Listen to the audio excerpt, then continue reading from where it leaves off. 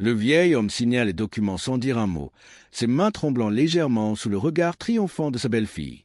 La villa de Palm Beach valait 12 millions de dollars, construite pierre par pierre avec l'argent qu'il avait gagné en 40 ans. Son fils venait de la donner à la famille de sa femme. « Ne remets plus jamais les pieds ici !» criait son fils. Mais ce que personne ne savait, c'est que derrière ce sourire calme du vieil homme se cachait quelque chose que 3 camions de déménagement allaient bientôt découvrir. Robert Castellan avait 78 ans. Il avait été architecte, puis entrepreneur immobilier, bâtissant un empire modeste mais solide. Veuf depuis 10 ans, il vivait seul dans sa magnifique villa en bord de mer, celle qu'il avait conçue lui-même pour sa défunte épouse, Margaret. Chaque matin, il marchait sur la plage, se souvenant des promesses faites, des rêves partagés. Son fils unique, David, avait 42 ans. Pendant des années, leur relation avait été bonne, sinon parfaite. Mais tout changea quand David épousa Clarissa, une femme au sourire charmant et au cœur calculateur. Elle venait d'une famille nombreuse qui avait connu des difficultés financières. Et elle avait des plans qui incluaient la fortune de Robert. Robert était un homme de peu de mots, mais d'une sagesse profonde. Il observait, il écoutait, il priait chaque soir dans la petite chapelle qu'il avait fait construire dans un coin de sa villa. Margaret lui avait enseigné quelque chose avant de mourir. La vraie richesse ne se compte pas en dollars, mon amour. Elle se compte en caractère. Ces derniers mois, David était devenu distant, presque hostile. Clarissa venait rarement aux dîners familiaux, et quand elle venait, ses yeux mesuraient constamment la valeur des choses. Les tableaux, les meubles, la vue sur l'océan. Robert voyait tout cela, et son cœur se serrait. Puis vint ce jeudi matin de mars. David arriva sans prévenir, accompagné de Clarissa et d'un avocat que Robert n'avait jamais vu. Ils entrèrent dans le salon comme s'ils possédaient déjà les lieux. L'avocat déposa des documents sur la table en verre. « Papa, nous devons parler, » dit David sans le regarder dans les yeux. « Clarissa et moi avons pris une décision. Sa famille traverse des moments difficiles. Ils ont perdu leur maison. Ils n'ont nulle part où aller. » Robert hocha la tête lentement. « Je suis désolé de l'apprendre. »« Cette villa est immense, » continua David, sa voix devenant plus dure. « Tu vis seul ici. Tu n'as pas besoin de tout cet espace. La famille de Clarissa a besoin d'un endroit. Nous avons décidé de leur donner cette maison. » Le silence qui suivit était épais comme du brouillard. « Donner ma maison ?» répéta Robert doucement. « Ce n'est pas seulement ta maison, » intervint Clarissa. « Sont ton aigre comme du citron. C'est aussi l'héritage de David. Et en tant que sa femme, j'ai mon mot à dire. Ma famille souffre pendant que vous vivez ici comme un roi dans votre palais. C'est égoïste. C'est cruel. » Robert regarda son fils. « David, c'est ce que tu veux ?» David détourna les yeux. « Il est temps que tu penses aux autres. Papa, tu as toujours été concentré sur toi-même. Maman aurait voulu que nous aidions ceux qui en ont besoin. » Ces mots frappèrent Robert comme des pierres. Concentré sur lui-même, lui qui avait travaillé 80 heures par semaine pour donner à David une éducation, lui qui avait payé ses études, son premier appartement, son mariage somptueux. Avez-vous déjà senti le sol se dérober sous vos pieds? Avez-vous déjà regardé dans les yeux de quelqu'un que vous aimez et vu un étranger? Les documents sont prêts, dit l'avocat avec une efficacité froide. Vous signez ici et la propriété sera transférée à la famille Torres, la famille de Madame Clarissa. Vous aurez 30 jours pour quitter les lieux. Robert prit les papiers. Ses mains tremblaient, non de peur, mais de quelque chose de plus profond. De la tristesse, de la déception, du chagrin pour un fils qui ne reconnaissait plus. « Et où suis-je censé aller » demanda-t-il calmement. Clarissa rit. Un rire dur, métallique. Il existe des endroits pour les personnes âgées, des maisons de retraite. Vous n'avez pas besoin d'un palais. Vous avez besoin de soins médicaux et d'une petite chambre. C'est plus approprié pour quelqu'un de votre âge. Robert la regarda, vraiment la regarda. Il vit l'avidité dans ses yeux. Il vit l'absence totale d'amour ou de respect. Et il vit quelque chose de plus troublant. Il vit que son fils restait silencieux, complice. Cette nuit-là, Robert ne dormit pas. Il marcha dans chaque pièce de la villa. Il toucha les murs qu'il avait conçus. Il regarda par les fenêtres où Margaret aimait s'asseoir pour lire. Il entra dans la chambre de David enfant, conservée exactement comme elle était il y a 30 ans. Les trophées de baseball, les photos de famille, les souvenirs d'un temps où l'amour était simple et vrai. Il se souvint du jour où David était né. Comment il avait tenu ce petit être dans ses bras et promis de toujours le protéger, de toujours l'aimer. Où avait-il échoué? Qu'avait-il fait de mal? Dans la chapelle, Robert s'agenouilla. « Seigneur, murmura-t-il, montre-moi le chemin. Je suis perdu. Les jours suivants furent une torture silencieuse. David appelait quotidiennement pour presser Robert de signer. Clarissa envoyait des messages cruels, l'accusant de retarder le bonheur de sa famille. L'avocat menaçait d'action légale. Finalement, Robert signa. Il signa les documents dans le bureau de l'avocat avec David et Clarissa présents. Quand il posa le stylo, Clarissa sourit d'un air triomphant. « Enfin, ma famille va enfin avoir ce qu'elle mérite. »« Quand dois-je partir ?» demanda Robert. « Une semaine, » répondit David froidement. « Nous voulons que la maison soit prête pour quand ils arriveront. » Le jour du déménagement arriva. 3 énormes camions se garèrent devant la villa. La famille Torres débarqua. Les parents de Clarissa, ses 3 frères et leur famille, une tante, 2 oncles. 15 personnes en tout, parlant fort, riant, déjà en train de se disputer ce qui prendrait quelle chambre. Robert se tenait sur le perron, une seule valise à ses pieds. Il avait emballé quelques vêtements, quelques photos, la Bible de Margaret. C'était tout ce qu'il prenait. Clarissa s'approcha, son visage radieux de victoire. « Vous auriez dû faire ça il y a des mois. Regardez comme ma famille est heureuse. C'est ça, le vrai sens de la générosité. »« Je suis content qu'il soit heureux, » dit Robert doucement. « Bon débarras, cracha-t-elle. Un vieil homme égoïste qui s'accroche à des choses qu'il ne mérite pas. Vous appartenez à une maison de retraite, pas à un palais. » David se tenait à l'écart, les bras croisés, refusant de regarder son père. David appela Robert. « Mon fils ?»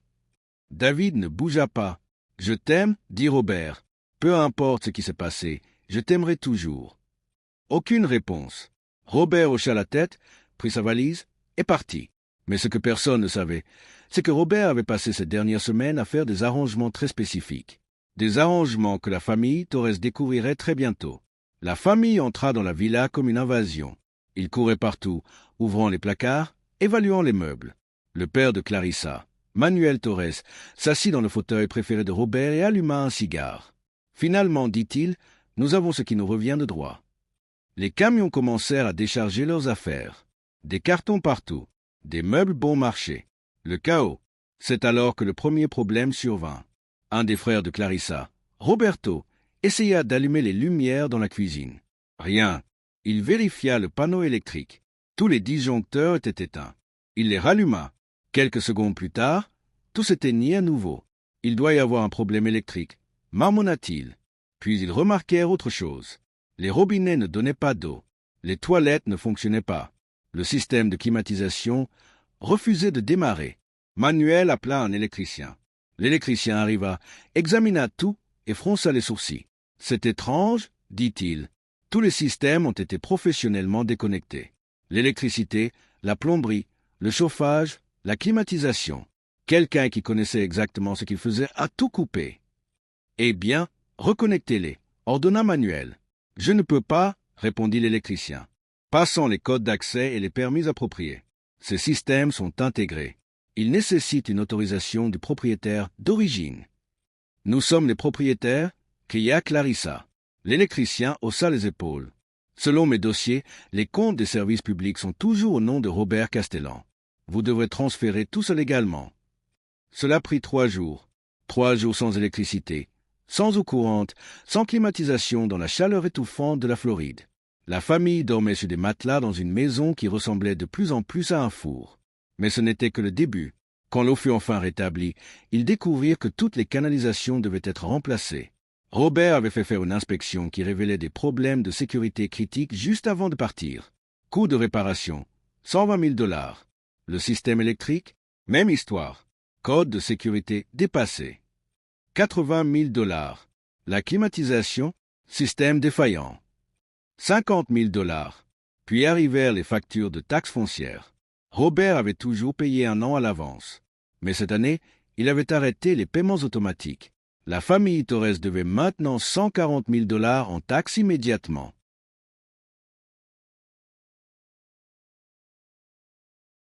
Manuel devint livide. Comment est-ce possible?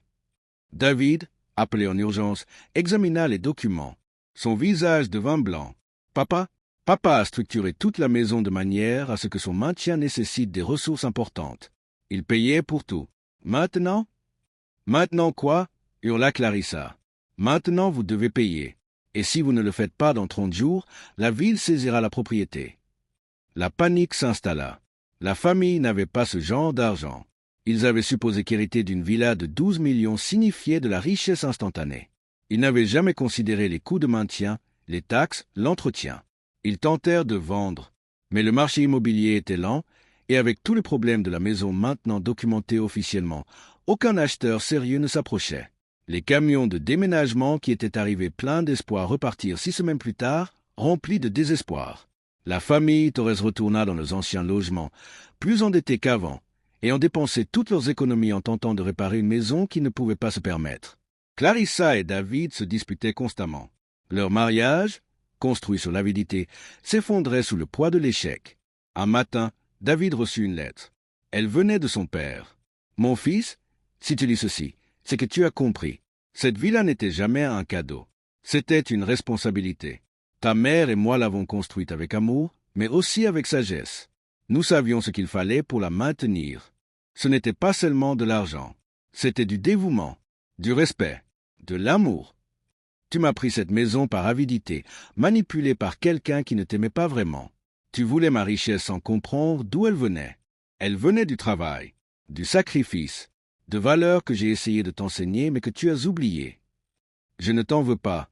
Je suis triste pour toi, parce que tu as échangé l'amour de ton père contre l'approbation d'une femme qui ne te valorisera jamais vraiment. La villa retournera à l'état si personne ne peut la maintenir. Et c'est peut-être mieux ainsi, parce que les vraies fondations d'une maison ne sont pas en pierre. Elles sont en amour. Si jamais tu veux retrouver ton père, je serai à la petite maison près du port, celle que ta mère et moi avons achetée quand nous nous sommes mariés. J'y serai, attendant, toujours. Avec tout mon amour, papa. » David tint la lettre, et pour la première fois depuis des mois, il pleura, vraiment pleura. Il vit ce qu'il était devenu, il vit ce qu'il avait perdu. Non pas une villa de 12 millions, mais quelque chose qui n'avait pas de prix, l'amour et le respect de son père. 3 jours plus tard, David se présenta à la petite maison près du port. C'était modeste, simple, rempli de souvenirs et de photos de famille. Robert ouvrit la porte et vit son fils, les yeux rouges, le visage marqué par le regret. « Papa, » murmura David, « je suis désolé, tellement désolé. » Robert ouvrit ses bras, et David, l'homme de 42 ans, s'effondra dans l'étreinte de son père comme un enfant perdu retrouvant son chemin vers la maison. Ils parlèrent pendant des heures. David avoua tout.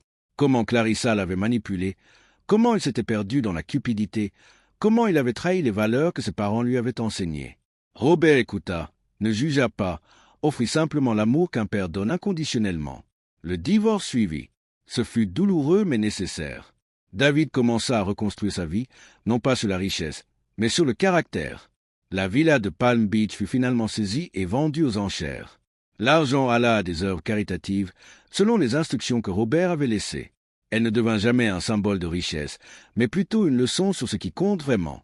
Chers amis qui écoutent cette histoire, combien de fois avons-nous confondu les choses avec la valeur?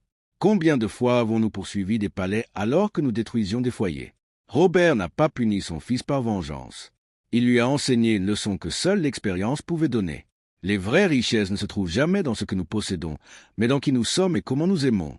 Une maison de 12 millions peut être perdue en un instant. Mais l'intégrité, l'amour, le caractère, ces choses sont éternelles. Vous ne pouvez pas les voler. Vous ne pouvez pas les saisir. Vous ne pouvez que les cultiver, jour après jour, choix après choix. Si vous avez été David, sachez qu'il n'est jamais trop tard pour retrouver votre chemin. Si vous avez été Robert, sachez que l'amour qui enseigne est plus puissant que l'amour qui cède. Et si vous construisez votre vie aujourd'hui, construisez-la sur ce qui dure, pas sur ce qui brille. Les vrais palais ne sont pas faits de marbre et de vue sur l'océan. Ils sont faits de moments partagés, de leçons apprises, d'amour donné librement même quand il n'est pas mérité. Construisez sagement, aimez véritablement, et n'oubliez jamais, ce que vous laissez derrière vous n'est pas mesuré en propriété, mais en vie touchée et en cœur changé.